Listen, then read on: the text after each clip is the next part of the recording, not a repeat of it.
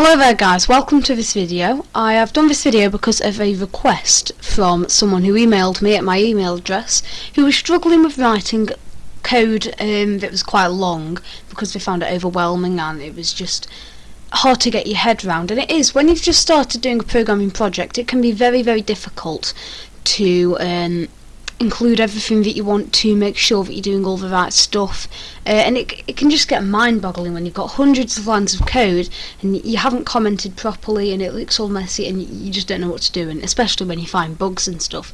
So this is just a quick video based on my experiences when doing bigger projects, of what I've found useful when doing projects, things to do during your projects, things to do beforehand, stuff like that. If you don't understand much stuff in this video and you want to know a bit more about programming and stuff, then you've got some links here to check out if you want. And just if you've got any requests like the person had who emailed me, email the email address or just comment. Okay, so just first of all, before we get started, I'm just going to explain what we're going to be doing in this video. Just before we do the main stuff on pseudocode and unified modelling language, we're just going to have a look at what's good to do before you actually start planning it, the steps that you need to take. We're then going to have a little look at pseudocode, UML, tips when you're writing your code, so stuff like consistent indentation, commenting, documentation, stuff like that. And then just a little bit on how, not much, but a little bit on how code is developed professionally. But I won't be going into that over too much detail because, obviously, I haven't got a programming job. This is just stuff the last bit is just stuff I've researched, because I thought that might be useful to include. Okay, this is a major part of any programming project, and if you don't do this step, if you don't plan what you're going to do, you're going to find it extremely difficult to, when you're in the project, to include everything that you want to include, and to be able to structure it and realise what you need to do in different parts. So first of all, before you start doing anything or getting into the programming, this is what you need to do. You need to first of all decide what you're going to make. If you've already got an idea, then obviously you don't have to do this step. But just think of different ideas, what software you want to use, what software you're comfortable with. When you're thinking what you're going to make, don't do an animation, or don't plan to make an animation when you know, I don't know, Python, but you don't have to do animations of Python. Just, brainstorm ideas that could be potential projects. Think about favourite games that you could do other versions of, movies, TV shows. If it's like an Arduino project, then think about what could be useful, something that you'd find useful or something like that. And then you've got to obviously decide what programming language you're going to use. You need to pick this carefully and think about which programming language will be best for your project.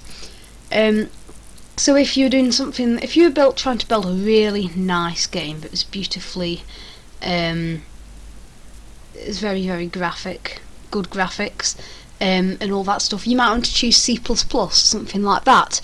If you're building a website, obviously you'll need HTML, CSS, JavaScript, Ruby or something like that. Just think about what programming language is most suitable for your project.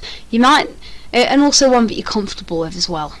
If you want to do a game, if you know Python much better than C++, and you know Python really well, and you want to build a game with that, then just build it with that, because it's better to use a programming language that you're comfortable with than using one that might be better for the project but not knowing much about it. So obviously just do the one you're most comfortable with. The next part I've always found extremely useful as well, doing sketches of what you're making. So before you actually get into designing it on the computer, just get a sheet of paper and a pencil, draw some boxes, and draw a few sketches of what you want it to do. If it's a game, maybe draw out some of the graphics, what the title screen will look like, what some of the different levels will look like, and this will help you when you're actually doing it. You can have it in front of you, and you can try and just help you pull all your ideas together, because designing whilst you're coding, you need to have a good idea of what you're going to do before you're actually going to do it. And obviously then you can make changes whilst you're doing all the code and stuff. You can make changes and think, oh, I can do this differently, or I can do this better, and that's fine. Then you need to think about what features it must include. It's a good idea to do this beforehand so that you don't forget anything when you're actually doing the project. So think about what functions it will be useful to have, and what things the user will be able to do in the game or in the Arduino project or whatever. Just make a decision on what features it must include, and maybe you want to think about something it should include that you want it to include as well. But you can make a decision later on at the time. Obviously, if you decide on another feature halfway through the code, you can obviously go back and add some more stuff. But just write down the ones it must include so that you don't forget anything. Also think about how they will be implemented most effectively. What is the best way of making these features take place in the code, of the user being able to use these features? How will it be done most effectively, using the least amount of code and using just the best method in your opinion? The last part you might not want to do if it's just like a hobby, but if it's quite a serious project, make a timeline and say, by week 1 let's have all the planning done, by week 2 let's have the title screen finished, by week 3 let's do the first level of the game. Just carry on doing that and set a timeline so that you have a rough idea of when you'll be finished. And obviously you don't have to keep to that, but try and have a rough timeline. That might be useful. Okay, now like I said, I wanted to cover pseudocode. Now pseudocode is what you use to plan a programming project. And it's useful if you're using multiple different programming languages.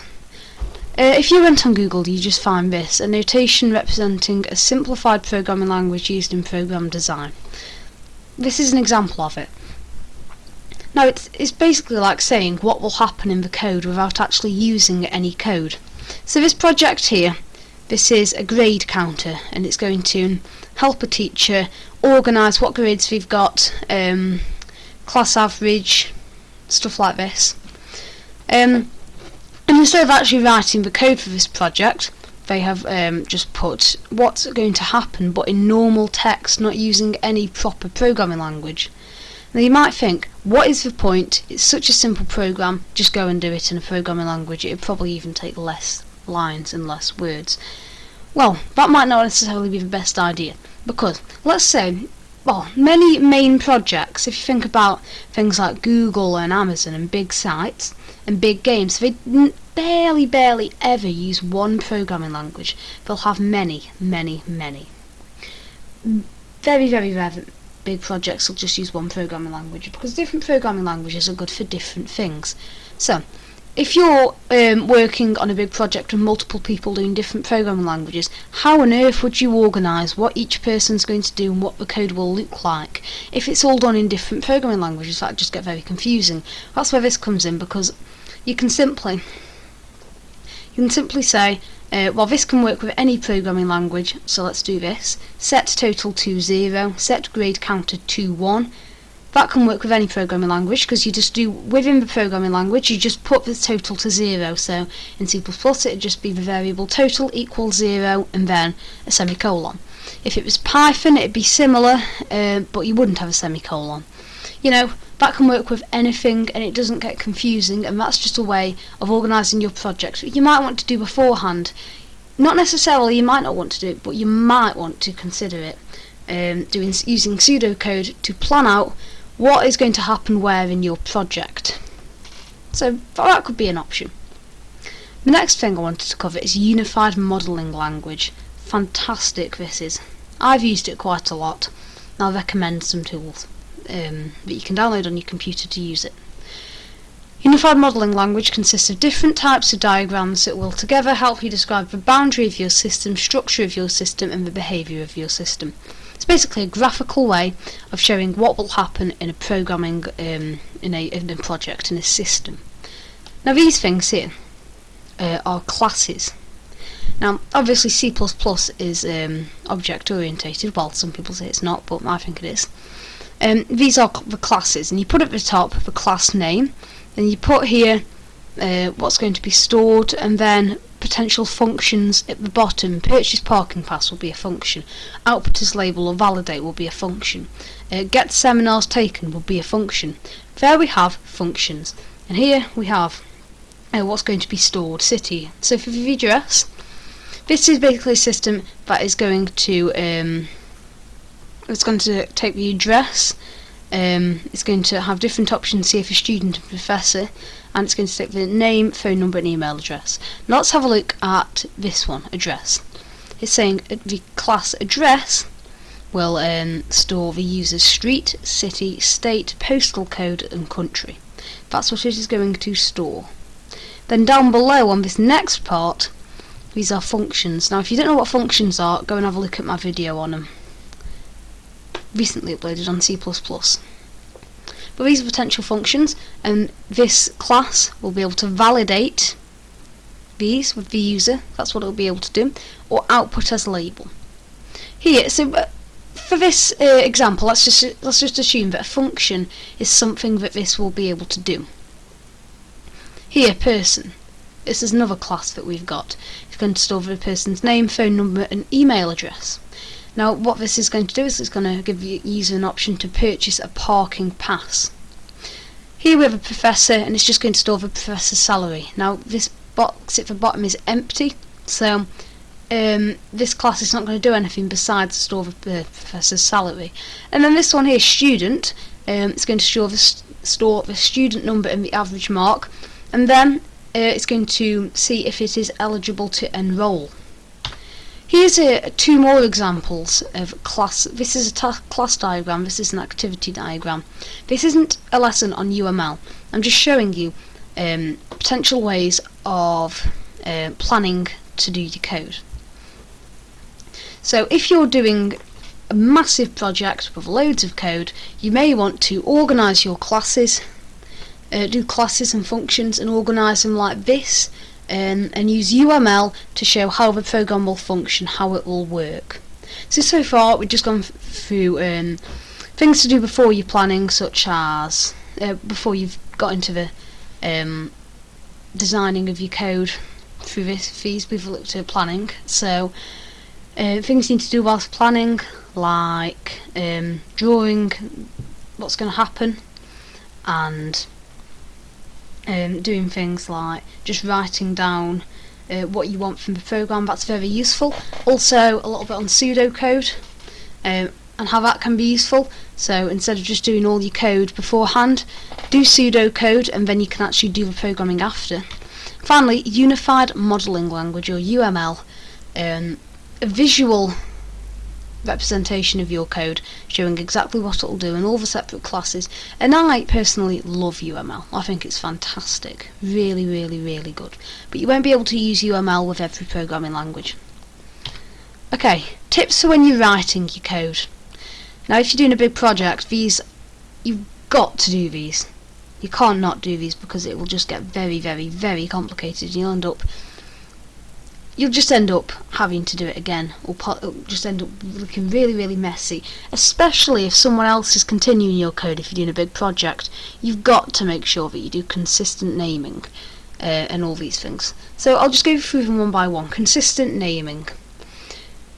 In C++ there is many different ways of naming variables, classes and all them things, but you want to make it consistent. You don't want to you don't want to just have loads of different names. It's hard for me to explain what I mean here, but what I mean by consistent naming is if you've got like multiple variables, you don't want to name one of them like some massive names, some really short names. You don't want to do that, really, do you? You want to make sure that your names are consistent and represent what you are doing. So if it's a variable that stores a student's grade, call the variable grade or student grade. But make sure that if you're having capital letters, do capital letters on all of them. If you do it all in lowercase, do lowercase on all of them. If you're going to separate the words with an underscore, make sure you do that on all of them. But don't do some variable names separated by an underscore, some separated by the second word having a capital letter, because that'll just get confusing later on. Also comment your code. Now I don't mean commenting stuff like int LED equals 13, save a variable for the LED pin number, because that's obvious. Don't comment on very obvious things, but comment on the useful things that you might forget about. So comment before the code, before each block or each class, what each thing's going to do, or with each function, so that you can remember. Comment on the things that you think will be useful. But commenting too much can just be a pain. It'll waste your time, and it'll waste the person's time if someone's carrying on as well, having to read through unnecessary lines. Group your code. Now by this I mean, if you have it all in one jumble, not separated, then it can be a bit difficult to distinguish the different parts of your code and what each part does. If you have a gap between each part, it can make it simpler to read, and it can make editing certain bits easier as well. Make it easy to read, especially, or jumping to specific parts in your code that you want to change, modify. So yeah, that might be something you want to do, just grouping your code and separating it different bits by just a blank line. Avoid writing huge lines if you can avoid it. If it's possible to avoid it, then do so. Obviously you're going to have some longer lines of code, but try and use separate lines for different things. Don't just group it all on one line thinking it'll be easier, because it'll just get quite complicated and make it quite confusing if someone else is trying to read it. So if you avoid writing huge lines, that would be good as well. Consistent indentation is important.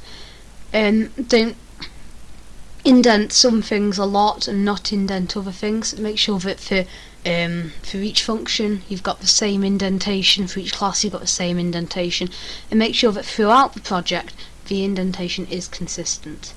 And the final thing, some people say this is the general rule of programming, and I would have to, well, it is a general rule of programming, definitely. Don't ever repeat yourself, because there's no need to repeat yourself if you have functions, because why would you? Don't end up repeating yourself multiple times. Make a function and call the function multiple times. It makes more sense. Now, this is the last bit. I do not have a programming job, so this is all just from research from the internet and books. But I thought that being that it's on a video about planning and code and stuff, I thought I may as well include something about this.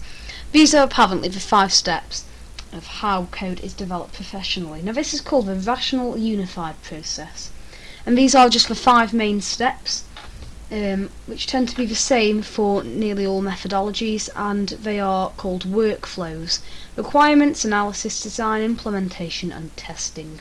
This is what happens pretty much with most big commercial projects and stuff. Okay, so with requirements, that's basically the planning process that it goes through. Analysis, checking that, just basically checking that it's going to be useful, checking that the right way to do things. Design, implementation, and then we've got to fully test professional code, because like when Windows 8 was released, if it wasn't properly tested, then it would, or 10, if it wasn't properly tested, then it might not work properly. You need to find bugs. You need to, if it's like a big project like a video game, if someone's making a video game, then or a company's making a video game, more like, they actually pay people to test the video game and try and find bugs.